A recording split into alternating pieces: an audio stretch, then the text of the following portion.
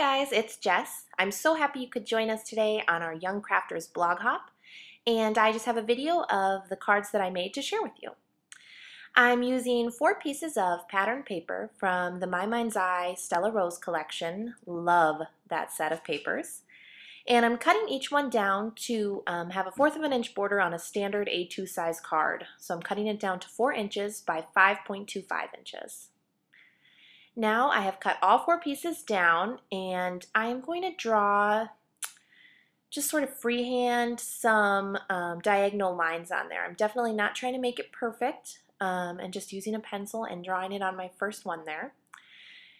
And then I'm going to take my tonic paper trimmer and slice through all those papers at one time. So I'm cutting all 4 sheets just based on the line that I made on the first one, and you really kind of have to have a heavy hand with your paper trimmer there. The tonic paper trimmer is awesome. I abuse it like this all of the time, and it cuts super sharp. So I definitely recommend it. It's a great, great trimmer. So I'm just kind of putting all my pieces together, and you can see I have 4 standard A2 size cards with craft cardstock, and that's actually Paper Tray Ink craft cardstock. I really like it. It's really thick. Now I am using my ATG, and I'm going to adhere all of my pattern paper to the front of the card. And I never quite get the border perfect around the outside, but that's okay. This card is, you know, more of an abstract card anyway, so I don't think it requires me to be totally perfect. But I'm taking a piece from each different type of paper and putting it together just to create sort of a collage effect.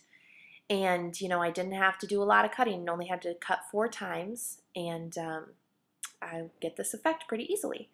And you can do this with any pad of paper that you love. It's just a great way to use up some of that pattern paper and really, you know, get the full effect of it. It's always hard to cut into a sheet of pattern paper, or even to start a 6x6 pad. You almost don't want to mess it up. But this really showcases the paper, and I think it's a really fun way to use it. I am just adhering my last one onto there with my ATG, and that's all there is to it. I repeat that process 4 more times and end up with 4 great looking cards. There are all the cards put together, and I didn't really have a method to how I put them together, just whatever patterns I thought looked good wherever.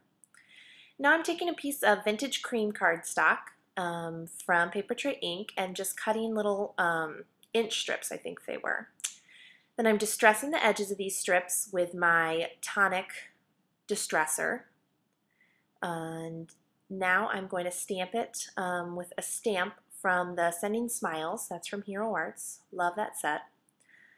And I am stamping it in Spice Tin by Jenny Bolin. It's a really dark blue, almost black, but it stamps so pretty. It's a little less harsh than black, I think.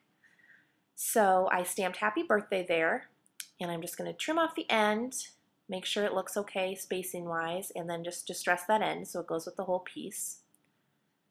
Then I'm going to take my mini attacher, or tiny attacher I think it's called, and that's from Tim Holtz.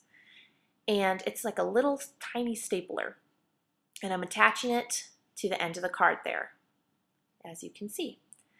Then the other side, it doesn't quite have a long enough reach to get to the other side of that paper, so I just put a little glue on the other side and stuck a staple in there, so it looks like I stapled it on there, but I didn't actually staple it on there. Now I'm taking the coordinating sentiment from that Sending Smiles set. It says, "I hope all of your wishes come true," and stamping that on the inside. Here's the full set. Here is an individual card. Here is a close-up of an individual card, and the set stacked together. Thanks for watching, you guys. Check out jesslarson.blogspot.com.